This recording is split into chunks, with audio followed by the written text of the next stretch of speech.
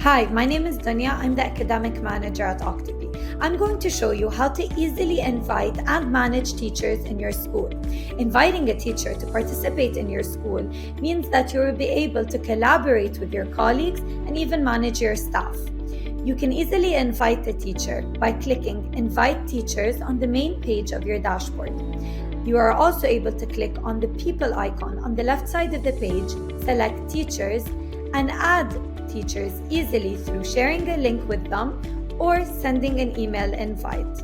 Once the teachers have enrolled, you will be able to see them in a list in your school. Click on the teacher's name, and under Permissions, you can select what responsibilities you would like this teacher to have inside your school. You can select as many as you want or give them only one capability that they can do. You can be as flexible as you would like. Once you are done selecting the various permissions you would like them to do, click Update Permissions.